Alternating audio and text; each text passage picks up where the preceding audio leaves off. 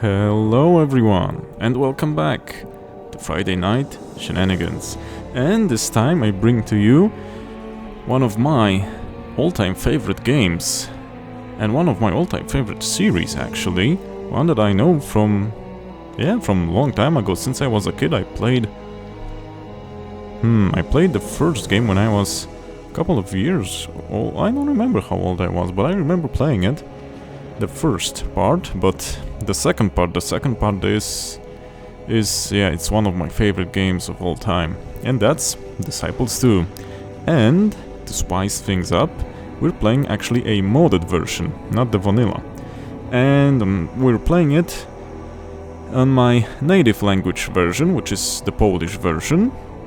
And I'll need to do some translations for you guys, at least the important parts, and I will try to translate things as we go, so if it's not the most accurate or the most atmospheric translation, then you have to live through it, I'm afraid. So I will talk how the game works and what can we expect here, etc., the mechanics, and what the mod does. So yeah, it will be a lot of talking this time and a lot of explaining, because the mod actually does quite a bit, but the most interesting thing is, most of the things, from what I've read on a post made by one of the developers, actually the new stuff is just a little percent of what they did.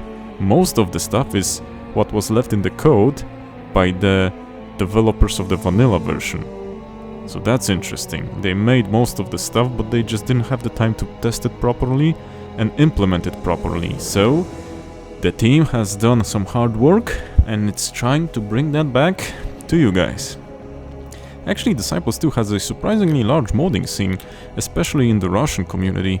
There is quite a lot of interesting Russian mods as well, but most of them, or all of them, don't have an English version, so you'll need to either know Russian or, I don't know, if you know if there's a translation, you'd need to let me know. But first things first, we'll go single player, new mission, and here you have all the missions.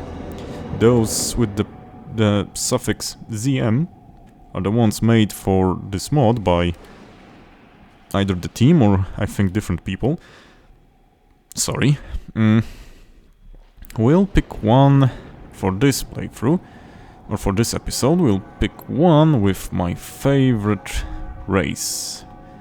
And we'll pick a map from the mod. Let's go with the Library of Bones. It's funny thing, because the size here is 48 by 48, but here someone in the description said 72 by 72, and that's quite a bit of a difference. So this is just a basic description here, like max level of spells 3, max level of units 5, max level of hero 10. Suggested level of hero 1, because you can import heroes from other missions. You can save after a mission and you can import the hero with skills and artifacts and his level. So we're not gonna do that, so let's continue here. These are the races here. This is automatic since there aren't available on this map. The game just goes by every one of them. You can left click to speed up the animation. So we'll talk what's available. Here are the mountain clans, which are basically dwarves. They have in the troops dwarves, wolves, giants, and even a yeti, believe it or not.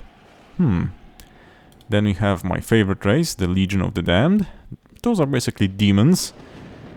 Demons, evil sorcerers, more demons, witches, dread knights, and demons, yeah, and gargoyles. We have the Imperium, we have the undead hordes, and we have the elves. The Imperium is just your basic knights, healers, wizards, goody two-shoes guys. Well, not exactly, because Disciples isn't like that, but I'll get to that later. The Imperium also has marksmen, assassins. The undead hordes have, well, skeletons, undead knights, Templars, Undead Templars actually. Necromancers, Wights, Wraiths, Ghosts, and believe you me, Undead Dragons. Yep, yeah, they have them. And the elves are basically elves and centaurs. So they have elves, yeah, they have elf rangers, elf marksmen, elf wizards, then they have centaur warriors. What else? They have griffins. Could I say that's a griffin? Yeah, I think that's a... No. The Skylord is not a griffin per se, it's just a big bird. It's not from Sesame Street. And I think that's most of it covered. Or am I forgetting something? Yeah, I think it's most of it covered. I'll show you how the units are categorized later when we get into the game. Let me check if I'm recording. Yes, I am. Sorry about that. So, let's continue on. And here we have... You can pick one of the few portraits. And we'll go with this one. We'll go with very hard. Got my name here. And here you have 3 types of lords. By default, the first one selected is the Warrior Lord. You can have the Magician Lord. And you have the... this is the Warrior Lord, this is the Magician Master, and this is the Guild Master. They all have different bonuses and different caveats with them. So, I'm gonna do a translation and talk about that. So, the Warrior Lord. So, the troops of the Warrior Lord regenerate 15% of hit points every day, but he can only research spells up to the 4th level. Okay, I'm gonna talk about spells, researching, etc. when we get into the game. The Master Magician. He can research spells for half the price and cast them 2 times a day. And he can research up to the 5th level, so every spell level. Then we have the Guild Master.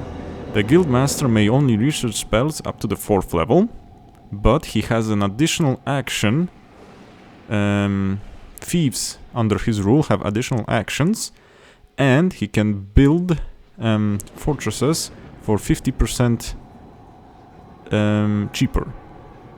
And also, most important thing that it doesn't say anywhere here, your pick of the type of lord will determine the first 3 hero type you get. Warrior Lord gets a warrior hero, Mage Lord gets a mage hero, Guild Master gets an archer hero, or a guild hero.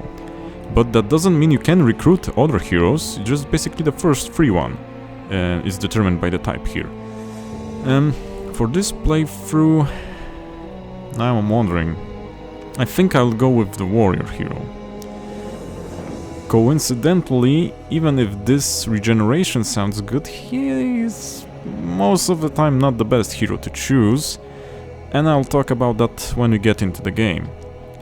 When we'll continue, we'll get a little segment with a mission briefing that just goes through the screen, Star Wars style, you know, and I'll try to translate that, even though it will be kinda hard live, but we'll see what we can do. Let me feel that.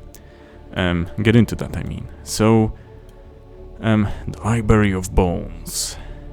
In Nevendaar, not everything that is alive must die. That rule here, that rule doesn't apply here. On the contrary, where life ends, there come to light new chances. Mortis eagerly uses those chances to cleanse the lands. Eagerly awaiting for her own chance, she builds a great army. After the catastrophic, though short, deluge brought upon by the angels, which main goal was to extinguish the gateways of the fallen. Well, unfortunately, unwise Celestians failed twofold, because demons, after the flood, opened the gateway anew, and they can reenact their vengeance using the forbidden knowledge guarded by the servants of the undead goddess. The mountain clans eagerly want the library for their great monetary value. And you have the goal. The legions of the damned and the mountain clans need to find and visit the Library of Bones. So let's get into the game. First off, day 1, and here's all the resources you produce. By default, you produce, I think it was 25 mana of your native mana, but we need to have a mana source somewhere close, and 100 gold. So we need to have a gold mine, and here it is, under my cursor. This mod actually incorporates an HD mode, and I have my resolution set to full HD. That's why it can look a little bit small.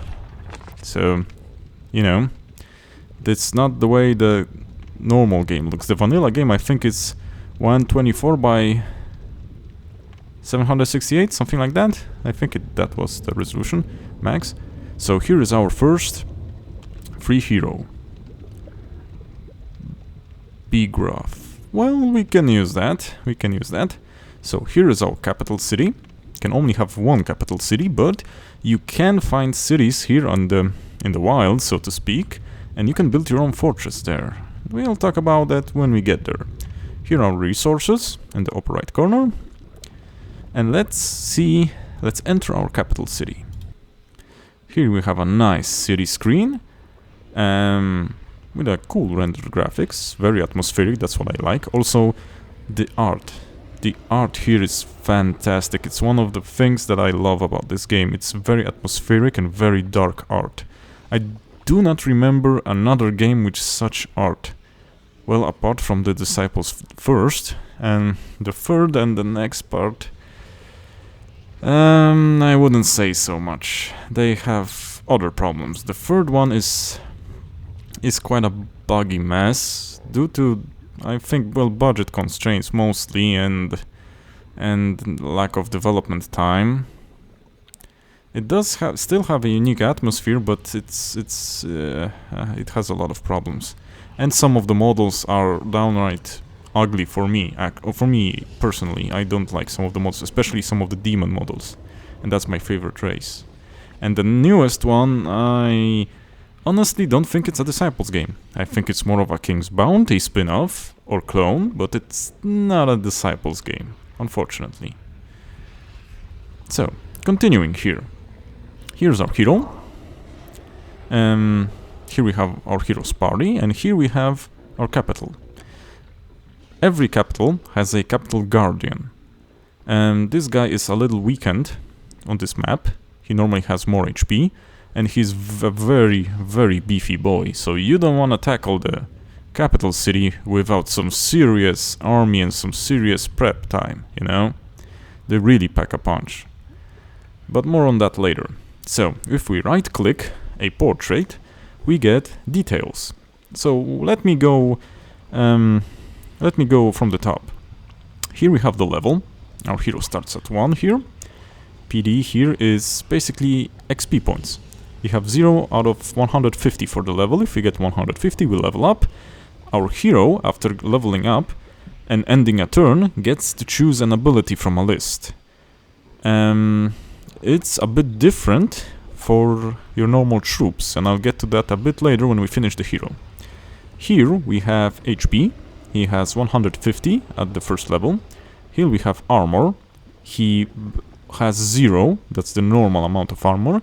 The green plus 50 is because he's inside the capital city. So being inside a city gives you a varying degree of armor. Capital cities give 50, and their fortresses, depending on their level, because you can build it up to 4 different levels, give varying amounts of bonus armor. Here are his immunities. He doesn't have any. And here are his wards. Wards act like a one-hit only immunity. If you would have a ward against fire, you would hit him once with fire. The first attack will be taken by the ward. he won't get any damage, the ward will disappear, and on the next turn, if you attack him with fire again, he would get damaged normally. That's what a ward is. It's a one-time only defense against certain sources of attacks. He doesn't have any immunities, he doesn't have any wards. That was just an example. Here we have the amount of XP this unit gives after being defeated. This guy gives 60. And this is the amount of regen he gets every day. The green part is also boosted by being inside a capital city. His base is 5, and being a warrior lord is also plus 15. So there's that. Here, attack is what type of weapon he uses to attack. And he has two types, basically, what types of attacks he does, yes. The first one is his weapon, is the Infernal Blade, Infernal Sword, or the Sword of Hell. Proper way to translate that would be, I think, an Infernal Blade. I don't remember the English version, I did play it once, I don't remember what their take was on it. And Slash, because he has another effect,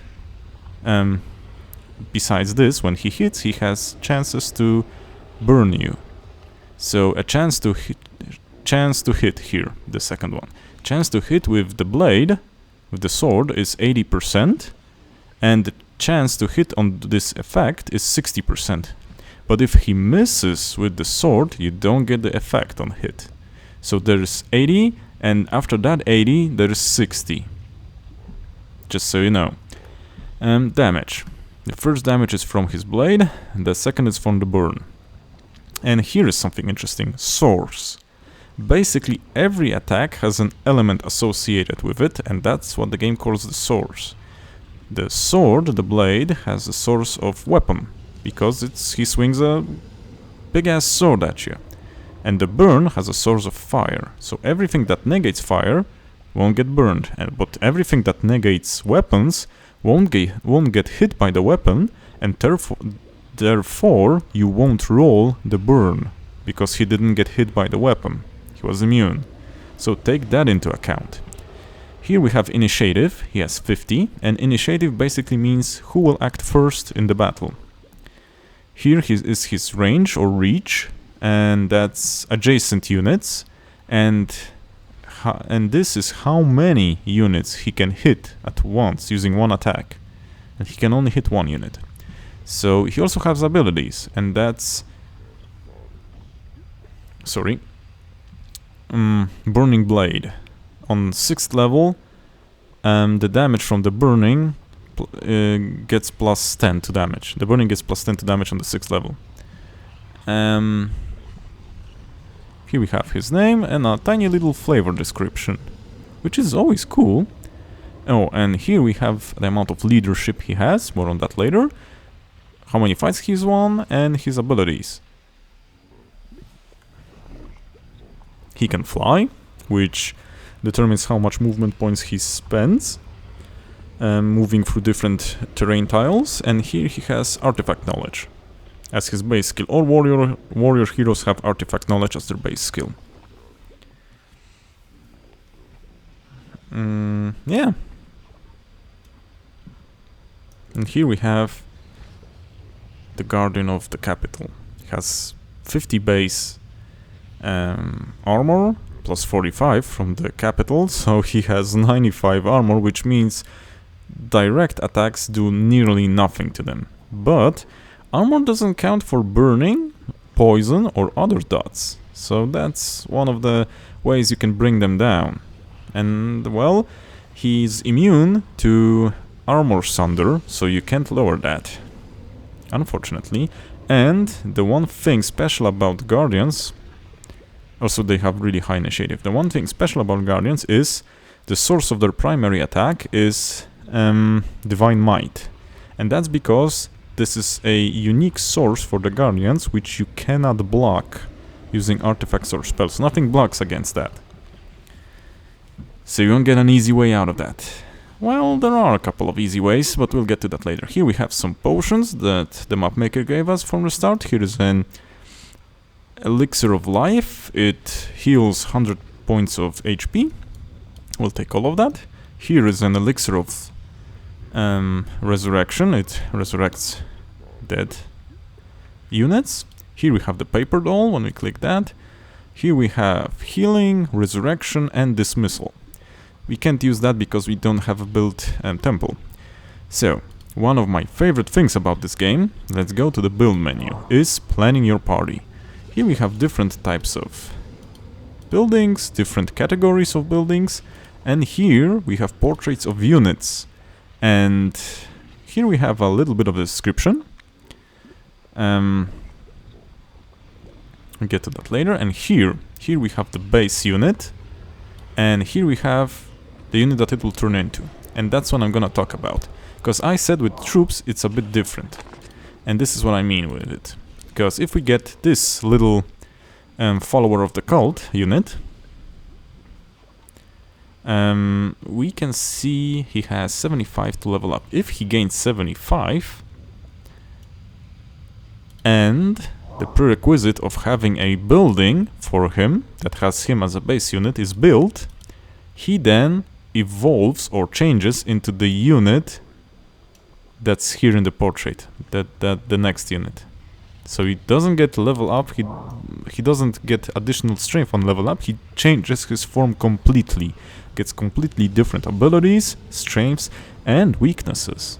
So that's very cool, and that's something that's a staple of the Disciples series, and something that for me made it a completely unique game experience.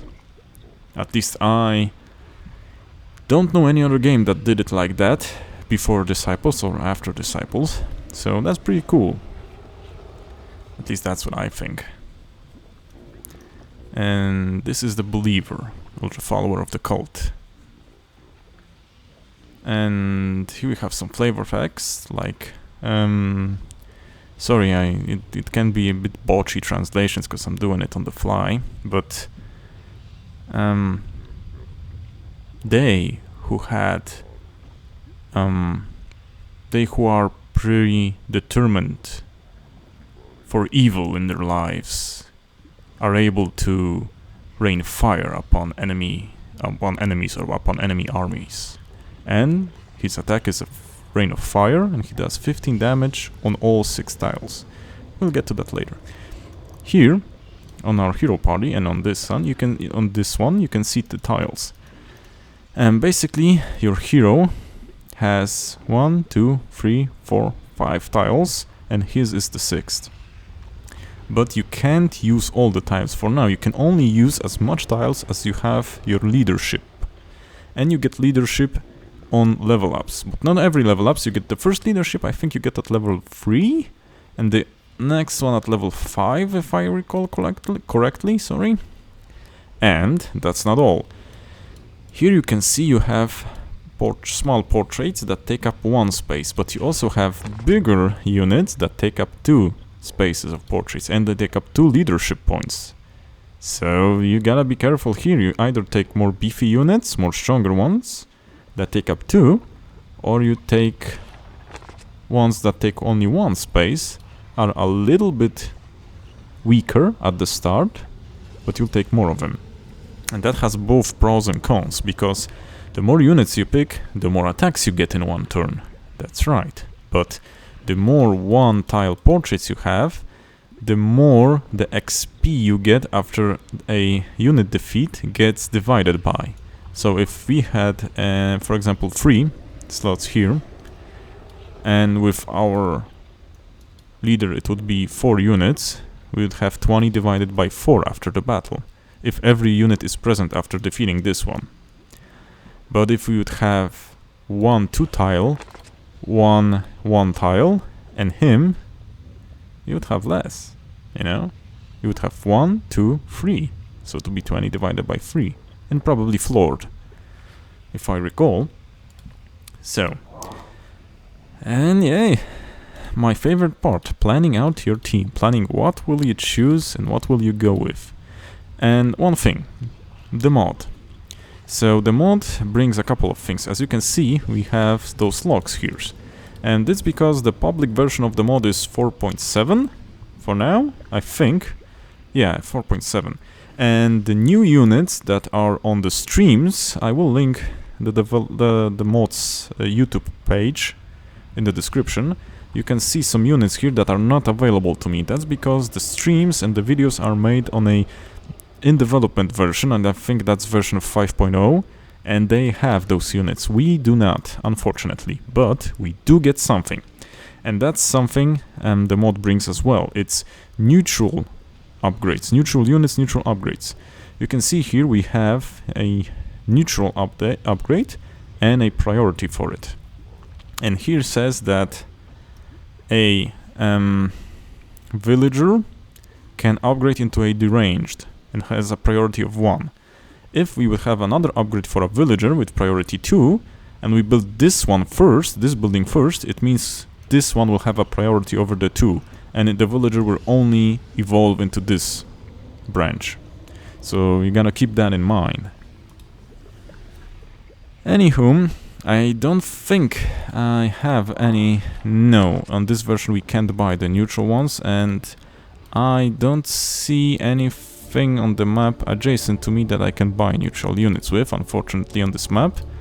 So we'll go with the vanilla ones. The vanilla ones in the mods are actually also went through some balance changes, so that you know, they're not exactly the same as vanilla. The vanilla had some problems with the balance. I mean, there were clearly units that you would prefer one instead of the other. The most infamous example, I think, is the Incubus here, because he can turn units to stone, and that means units cannot act, and you always want the Incubus, because the damage provided by the other mages in this tree weren't that great in contrast to what the Incubi gave you. That was a clear advantage he had. So yeah, here not so much. There are other benefits for those other guys, but for now I think we'll begin by getting one devil. I don't have the money. Dang it. So let's get one believer of the cult, or one cult worshipper. For now I'll get him in the back row, because that way, if anything is in the front row, melee units cannot attack anything in the back row. He can still be sniped by archers, but he can't get attacked by melee units. Some units, even though melee, have abilities, special abilities, that they can attack the back row with, or can puncture. Attacking the first row, they can puncture some damage to the back row. So there is something to keep in mind, Let's see if there's something here that I can beat, because I don't want to waste my turn standing here. Oh, brother. For now, let's just see what we have here. We got an elixir of water warding, so we get one... we can resist one attack from a water element. We'll pick this up. A bronze ring, we can just sell that. An HP elixir. And this is a gold mine. It gives an additional 50 gold per turn. So we already have that, because there's a terrain under it. And yeah, one thing. One of the mechanics is terrain. Every turn under your cities, you basically... what's the word I'm looking for? Your terrain grows or spreads from your city. Spreads outwards. And every mine that's under this terrain will become yours. There are other ways to spread the terrain, like, for example, I need to get out of the city for that. Like, for example, the best way to get mines and mana is to buy something that every race has, and that's a wand bearer.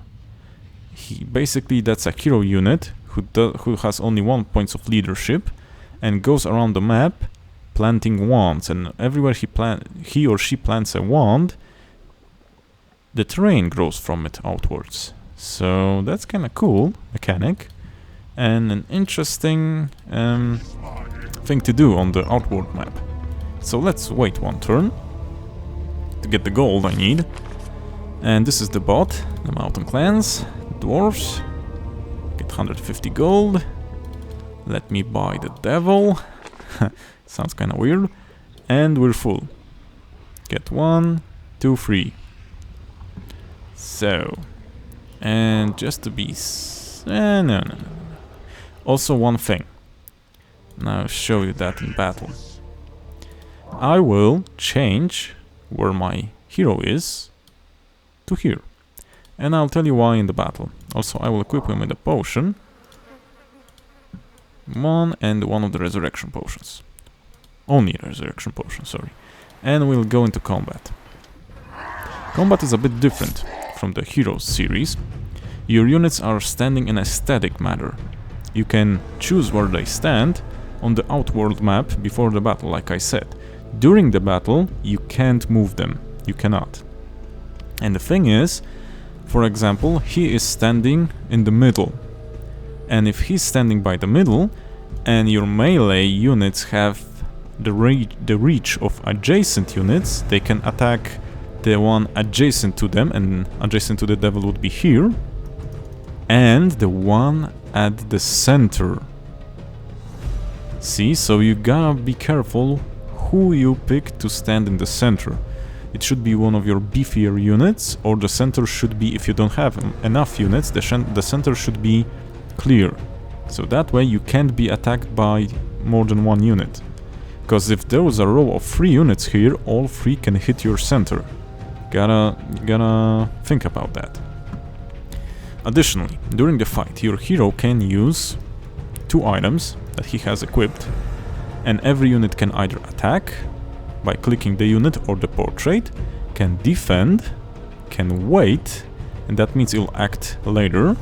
Defend means he will go into a defensive stance, he will use up his move for this turn, but he will basically take only half of damage he would normally take. And you can also surrender, or run away, maybe not surrender, you can run away.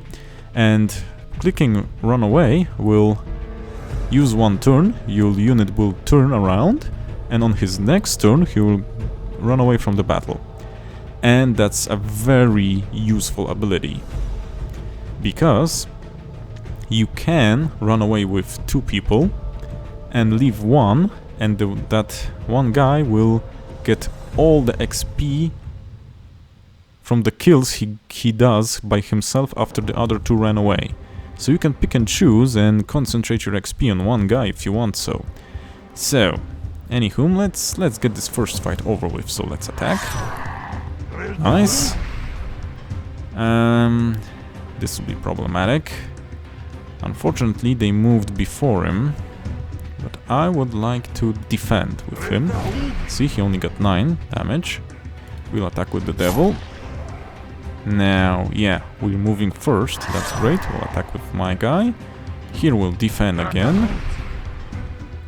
Unfortunately, I would like to run away with this devil, but I can't, because he'll probably kill my wizard guy, so I'll need to get rid of him. And we got 20 XP per unit. Ain't bad, ain't great. So yeah, that's the basics of the battle. At first it may seem a bit easy and a bit, well, maybe too straightforward, but it has its nuances, especially if we get to the special abilities, the different attack swords, the different immunities and wards, the different reaches. It doesn't work like that there is the reach of only one or all. This doesn't work like this. Sometimes there are patterns to the reaches, like for example you attack 1 and then in a star pattern the after attack spreads or something like that. There are a couple of different types of reaches the units can have, so keep that in mind. Yeah, I mean, that's the basics. And like I said, most of the things the mod does, I need to alt-tab, sorry. Most of the thing the mod does is to... can I get back? Yes, I can, so I'll get an additional heal. Is... restoring unused code that developers left. So the game is actually quite massive. What we got... quoting one of the developers, what I read on, I think it was either on Discord or the stream, that after all the analysis he did on the code and after work on the mod, he thinks that we got basically... the full game that we got is like a demo version of what was intended to be. But they just ran out of time, and they couldn't implement that, you know? So yeah, pretty spicy, if you ask me. Now let's go for these guys, but first let's build a building to advance our cult follower, sorry. I don't know if I want a witch. Witch is basically polymorph enemy units. Their source is mind, and they have a very slow initiative, but they turn...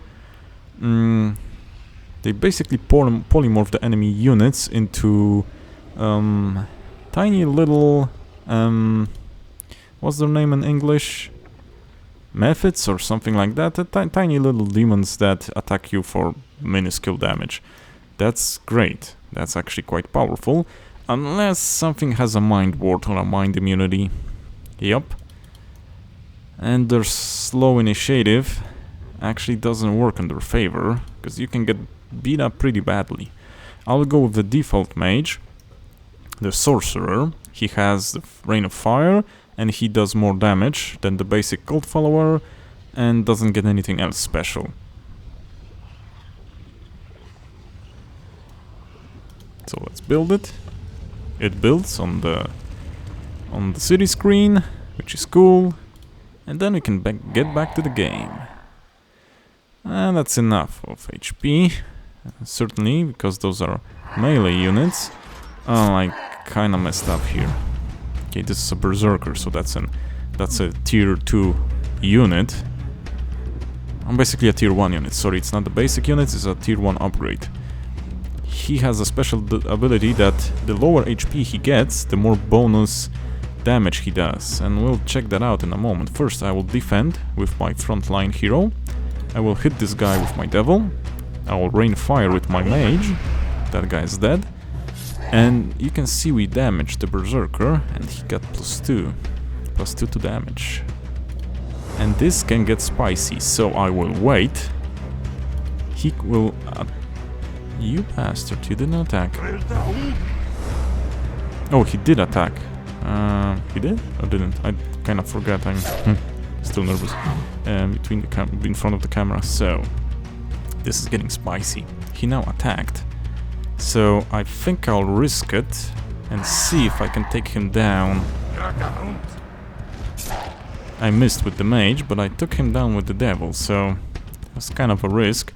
I could have healed myself and I wanted to, but since he was quite close to being dead, I thought, well, hey, let's go for it. And we went for it. Have a mermaid here, or a merman. The mermaid is quite a pesky unit. We'll see what else is here before we go for it. They're not that hard, but they have a particular nasty ability.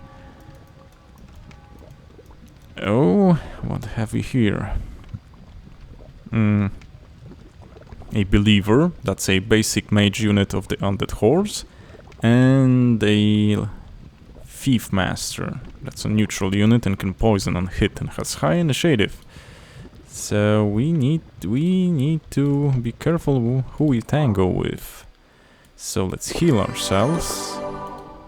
And let's see if we can get the mermaid. I'll quick save, just in case, because if I'm unlucky, this can go to hell quite quickly. Let's get the upgrade. No, we cannot. It's cost 300 gold, the upgrade for the devil. Which is a demon and it's quite beefy. He does a lot of damage per hit. So let's go for him. So, the mermaid actually has a maelstrom attack, which can paralyze you. It has a fairly low chance to work, but believe me, it works, and it can paralyze all of you guys if you're unlucky. All of you guys. So, we don't want that. We need to beat the heck out of him. So, let's get to work on that. And hope she doesn't paralyze. Of course, she paralyzed that one guy that I didn't want her to paralyze. Fortunately, all of the rest are good. I won't run here, cause yeah, I need those guys to survive. Normally I would run with everyone and just finish them up with the devil to get all the XP, but not in this case. Nah. Okay, we're good here. As you saw, our mage unit evolved, and we have the sorcerer now. And that's basically the game. Also, one thing I didn't say, the difficulty. The difficulty we pick actually has... Let me build the mage tower. That way, when we build the mage tower, we can click this and we can research spells. Have up to 5 level spells, but in this mission we can only go up to level 3 spells. All the different races have a different focus in their magics. We have common spells, like spells that do damage, and spells that summon units. We can summon something and attack with it, something that's on the map, and different level summons have different power. That's one thing. And different races have different summons. That's pretty cool, and all are thematically linked to the race you are using. Also, the damage spells are also thematically linked to the race. They basically are spells that have sources, and the same sources that the units that you can produce, that you can have, use. So we have Ignis Mare. This is Latin, which is kind of cool. So I can't go English on this. I kind of forgot. It's a overworld spell, which deals 15 points of damage from fire. We have Menta Minoris, which is 15 points of damage from Source of Mind. And see, some units in enemy parties can be immune or have wards against those. So you can damage some units and some you will be immune. So you have to plan on that. And those are the common spells. And races also have different focuses. For example, undead, what I'm talking about, Legions of the Damned that we are playing, focus on curses, different type of curses. We have Tormentio, which reduces armor. We have Chronos, which reduces initiative, etc., etc. If we would pick, for example, Imperium, they would have buff spells or warding spells that ward against elements.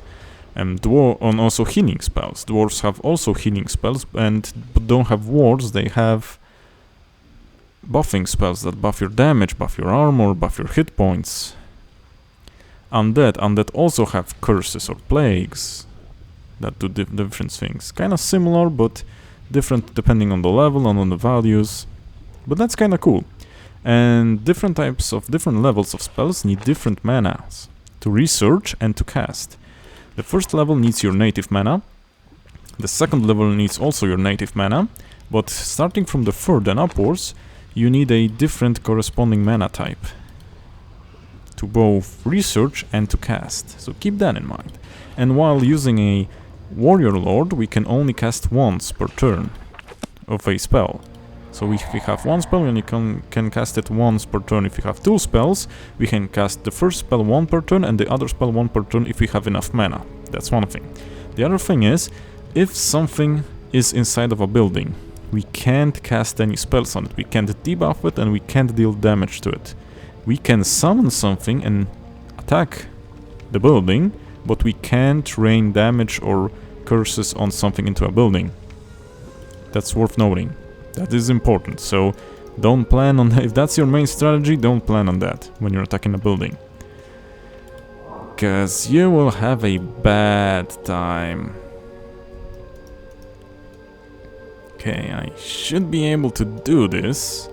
Oh, there's a treasure chest here. Oh, summoning of a Cerberus.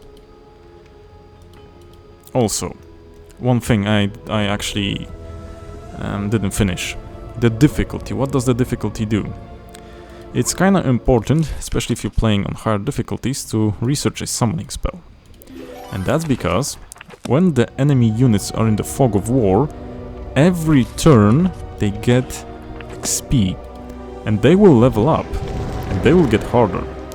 And researching a summon and clearing the fog of war means that the enemy units will no longer get XP per turn. That's very important. Otherwise they'll get so powerful you won't be able to easily defeat them or defeat them at all. So keep that in mind. There are overworld locations you can visit.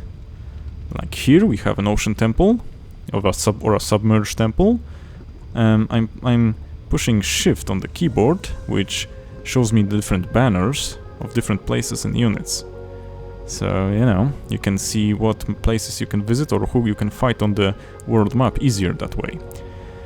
We've talked about locations, we talked about that. We don't have any artifacts and other things, so I can talk about that. Talk about the Fog of War. Is there anything else I would like to say in this first episode? I mean, there's a heck of a lot of work put in with by the creators of the mod into this. And I eagerly await the 5.0 version. I will play it on this channel because it has an astonishing amount of things added to it. And different units and mechanics. I can't wait to play that. There are also different Russian modes, like I said, and they add also a lot of things. There are PvP based modes, like the Slasher mod, which is in Russian, and there is a highly competitive PvP scene, and there's a lot of matches going on. There's a lot of streams from it. There are some cool streams you can watch. Unfortunately, you would need to understand Russian to get the nuances of the guy talking and streaming. There's also a Polish player that talks in English on his streams on that PvP mode. There are also PvE mods. I saw a stream of quite a complex mod. I think it's named Nazar or mod Disciples 2 mod by Nazar. And he adds a lot of new units, like a lot of new units. There only are 2 modded races for now, the Undead Hordes and the Mountain Clans. But if you see the mod and you see the guy picking the classes of buildings, he just goes into the menu and we have everything here. Everything on the screen is in buildings. There's so much stuff added. He uses a strange technique of ripping assets by a program from other media, other games. You can sometimes see units very similar from Heroes of Might and Magic or any other media, and he kind of touches up on them and changes them up and does a little something on them and incorporates them into the game. So I don't know if you like that kind of stuff, but that's there. And yeah, let me check the recording time. 47 minutes, and there's just a lot of information to take in. Now I'm kind of wondering if it isn't too much for the start. Can I take him? That's the question. If the polymorph goes wrong, I am in deep trouble. And that's the thing, even if you know you can take something on, there can be problems in Disciples, depending on how much luck you have with the accuracy. The demon here, we can kind of look up what he has. And he's nasty. He has 90... Ooh, he does 90 points of damage. Below 35% he gets plus 15% to damage. And he has 270 points of HP. I can do 50, 60, 110, 140 in a turn. I could beat him. Depends on the unlucky polymorph. Let's get another healing spell going on. I do a quick save and let's charge it. Okay, so let's start smacking. Okay, ish. Yeah. What about the kind of derpy little gremlin thingy here? It's not the right word I'm looking for. Hochlik. Hochlik, what's the English for it? I can't remember. Dang it. I hit it. I should have waited. Now he's stronger. Okay, F it. We'll finish this off. Okay, we got it. And here I'll do something else. I will... Oh, he's awfully close to level up, so you know what? Defend. You run. See, he turn around. You defend. He ran, so you finish up. That way we'll divide the XP from the witch only on 2 units. So that way he got a level up and he got more and is closer to the level up. So you can even do that kind of shenanigans here. And on the level up he got fully healed, so I don't need to waste a potion. Ta-da! Nice stuff. So yeah, I think we'll do this on the next turn. And I summoned a... This is another special thing that only the Legions of the Damned have. I summoned an illusion.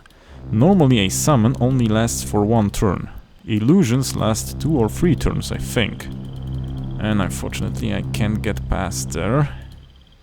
Let's see if he'll desummon on the next turn. I'll build a demon building and end the turn. I will need to resummon him and go another way to prevent the XP from going on, from enemies from gaining XP, like I said. And here we have our first level. On this level we only have 3 abilities to pick from. And other than that he also has bonuses to his stats, but for now we can have Banner Bearer, which enables us to equip banners. We have Logistics, which extends our move by 20%. And we have Warfarer, if I could say so, the ability to use helmets. And honestly I will go with Banner Bearer, because banners are awesome here. We don't have any, I don't know if we'll get any, and that's also a good thing. And an interesting thing, you pick those levels and you have to bank on something if it will be useful. Immediately useful would be the Logistics for me, but for future proofing I will take the Banner Bearer, because banners are awesome and they give bonuses, small bonuses, but to every unit in your party. Now it all depends if we have a banner here on this map or if we don't. That's a problem. Okay, let's go and discover things. Unfortunately can't move there without defeating enemies, so that's a bummer. Now, can we smack him? Appears we can. Unfortunately, do we wanna... you have 165 HP now. Do we want to be in this setup? The demon will hit our devil, and the little guys will also hit him. Depends on... You know what? Wait. Attack. Please. No, our guy didn't move first, so let's defend with him. This guy's slow, only 35. So, I will heal my devil. He's defending now, so he will still get reduced damage. Now it's the next turn, so I will wait. Then I will attack every one of my sorcerer. Also, and he'll get reduced damage because he was defending. And as you saw, this guy didn't get damaged by the first AoE fire attack because he had a ward against fire. And now it's on red because the ward was used up and he could be damaged by the second fire attack. We'll defend with the devil and we'll start attacking with our hero, but I missed. So let's attack again and hope we don't miss too much. Yeah, those chances to hit here are as... how could I say it? As surprising as XCOM's chances to hit, believe me. 80% is not much. Heck, 90% is not much here, and that's because the game hides one value from you. And that's every unit has a built-in evasion chance, which you don't see here, but it's built into the code, and that's to prevent you from buffing up to 100% hit chance. So you cannot have a guaranteed hit chance in this game. No sir. Also, quite frequently, if you look at it, we have here a little laddery thing here that goes lower, and some tiers you have to pick which type of, let's say, evolution or next form the unit will have. Here, on the first step for the mage, we had our first pick. We can either become a sorcerer or a witch. If you pick one, you cannot go back for the other. You can't have both a mage or a witch naturally. If there is a mercenary camp and a witch is there and you pick a sorcerer, you can have the witch. That's okay. Also, there's one other thing. I told you that upgrading can work different for units on the battle map, on the adventure map. But it can also work different for your units as long as... And let me save so I don't do something stupid. You can choose this button, and that's to block the evolution path of the unit. If you block it on your unit will not change its form to the next one, but after every level it will up its statistics. And that has two bonuses. First is you don't need to use resources to build the buildings. That's one thing. And the second thing is you only use the base amount of XP for that unit to level up. And if I can show you, for example, the first devil, like I show you, had 275 needed to level up, but the demon needs 850 to level up. And if there are missions where you only have, let's for example say 1 tier or 2 tiers available, because not every mission gives you all tiers of units available, you can quite often block your evolution path and just grow in strength in one unit and use that. It can be more beneficial than the next form sometimes. And you can block the evolution on every tier the unit is in, just need to pick it up. And if you do this from the unit screen on the army, you cannot disable that later, so keep that in mind. If you choose this, you're stuck with this. So better not have any fat finger moments like I have sometimes, because you'll be in trouble. Anywho, I think that's a lot to take in for the first episode, so I'll do a quick save, and I'll leave you guys with this. So thank you guys for watching, thank you for this Friday night, and I'll see ya next week. Thank you for watching, bye bye, cześć!